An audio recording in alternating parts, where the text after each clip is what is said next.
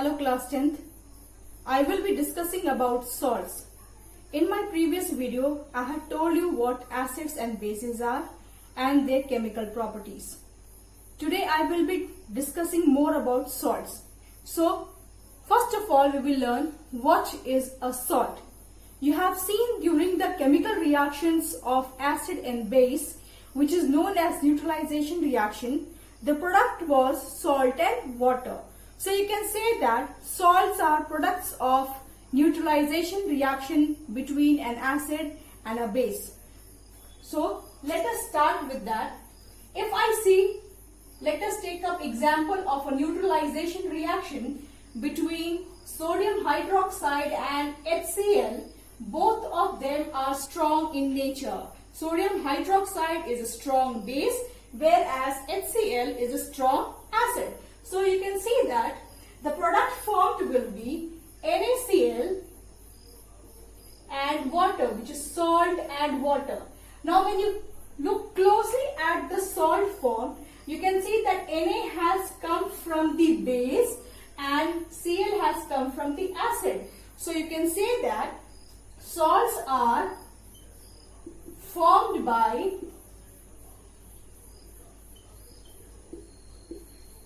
combination of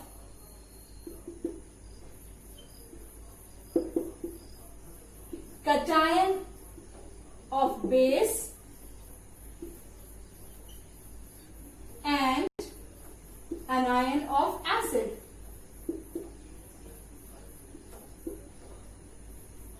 So when you look at this salt closely, NaCl, it is made up of cation and anion.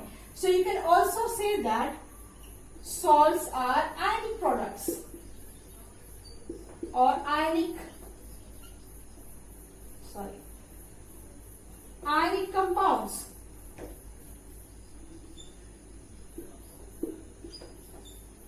Now what are ionic compounds? Ionic compounds are those compounds which are made up of ions, in which essentially one of them will be a cation, that means a species having positive charge on it, and another would be anion, which is a species having negative charge on it. So Na plus here is cation and Cl minus is anion. You have already studied about cation and anion in your class 9th. So what kind of force are holding cation and anion together? It is electrostatic force. Electrostatic force. So what is electrostatic force? Electrostatic force is the force between two oppositely charged substances. So we have here two oppositely charged substances, and the force of attraction between them is known as electrostatic force of attraction. There are two types of electrostatic force. You know that like charges repel.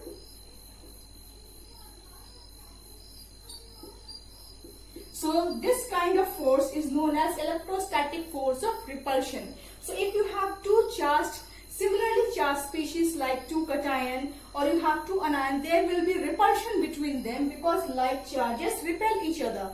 But if there are unlikely charged, then there will be attractive force, and that force is known as electrostatic force of attraction. So electrostatic force of attraction holds the two different types of ions together, and such type of compound is known as a salt. So what is a salt? A salt is an ionic compound formed by the neutralization reaction between an acid and a base. Now we will see how many types of salts are there. Could be between a strong acid and strong base. Strong acid plus strong base. When this happens, the example that you saw just now was of this category, then the salt formed will be a neutral salt. A neutral salt whose pH is equal to 7. But it's not always true. The other possibilities are also there. A neutralization reaction can take place between a strong acid and a weak base. Let us see the example. Strong acid, HCl. Weak base, ammonium hydroxide is a weak base. So what would the product be? As I told you, cation of the base. This is cation of the base and anion of the acid. So the product formed will be ammonium chloride and water. So such type of salts, whichever is weak, will be the pH of this will be less than 7. That means such type of salts are acidic in nature.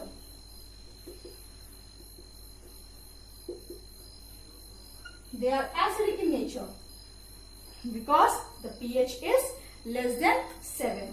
And you can see that whichever will be strong, that strength will be reflected on the nature of the salt form. Since the acid taken was strong and the base was weak, so the nature of the salt formed is acidic salt.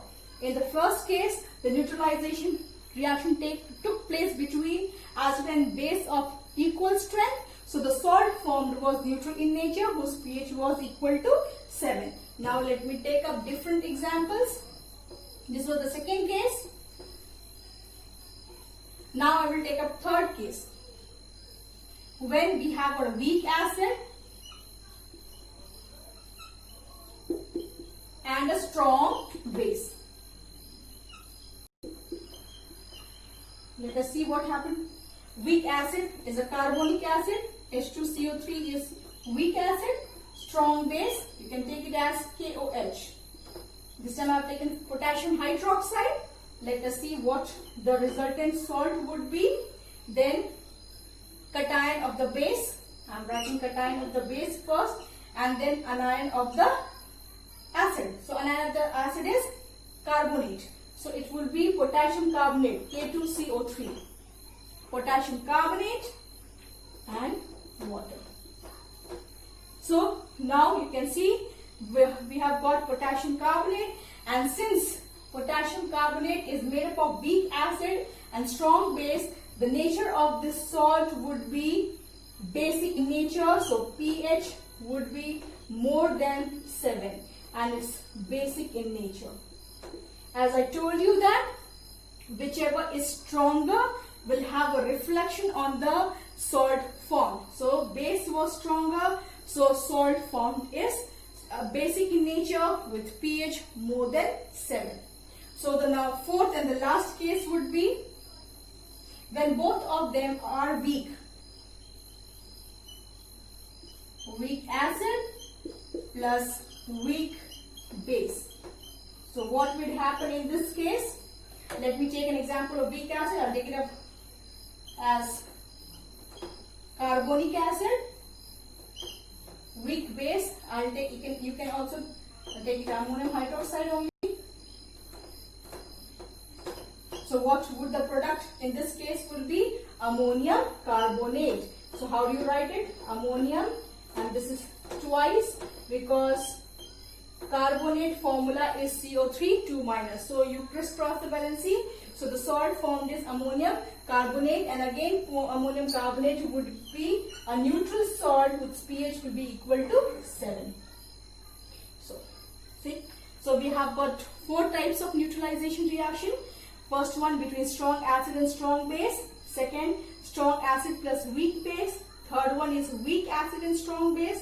And fourth one is weak, both of them are weak, weak acid and weak base. So as I told you, I am repeating it one again. Whichever part is stronger will have a reflection on the salt form.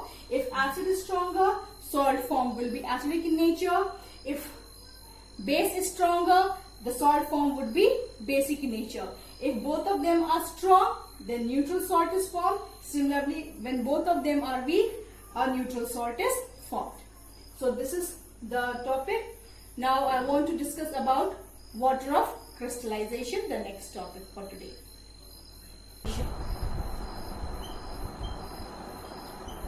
Now I will just, first of all, I'll tell you what is this water of crystallization.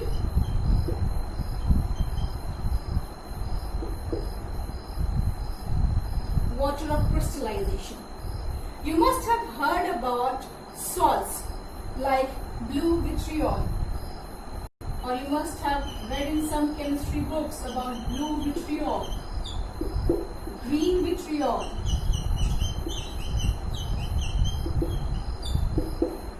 similarly white vitriol.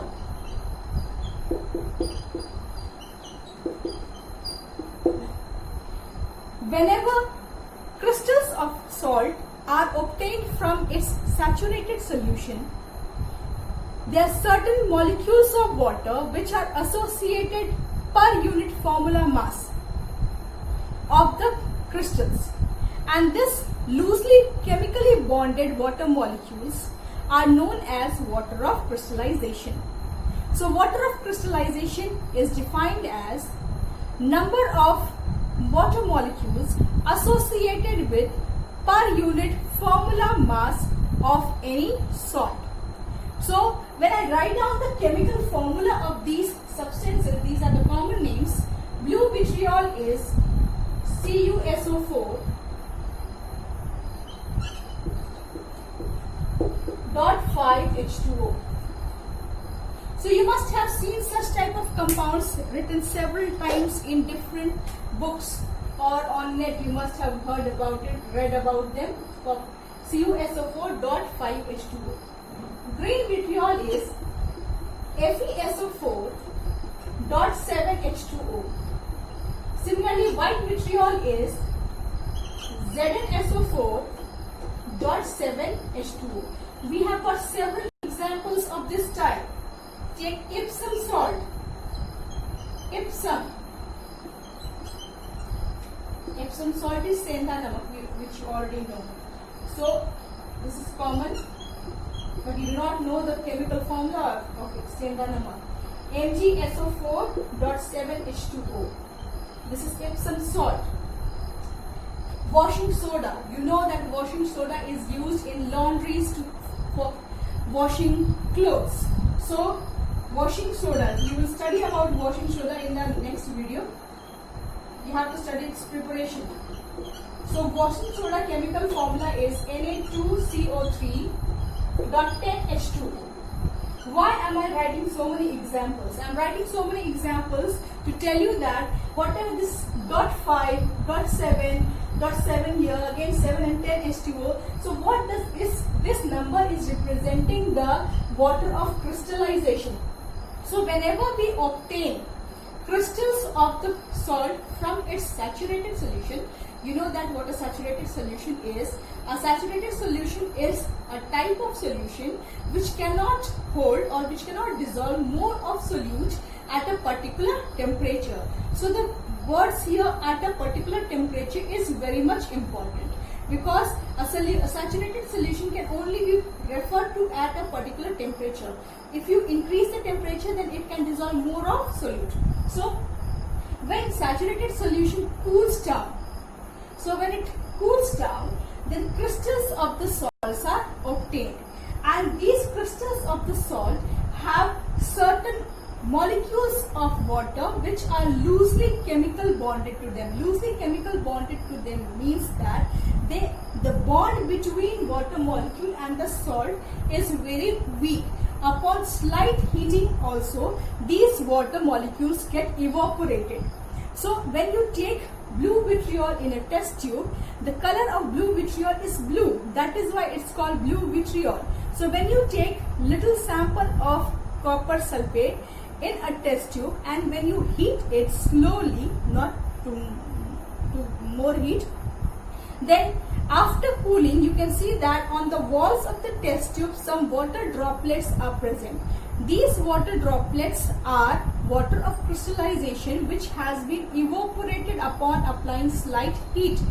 But another change that you will observe is that the color of copper sulfate changes from blue to white in color, or blue to colorless would be more proper word over here. So why is that the color changes from blue to colorless? It is because the color of the salt is because of these water molecules. You will study about it in class 12, not now. So these water molecules impart two properties to the salt. The first property is that they impart color to the salt, and the second property is that they impart crystalline structure to the salt.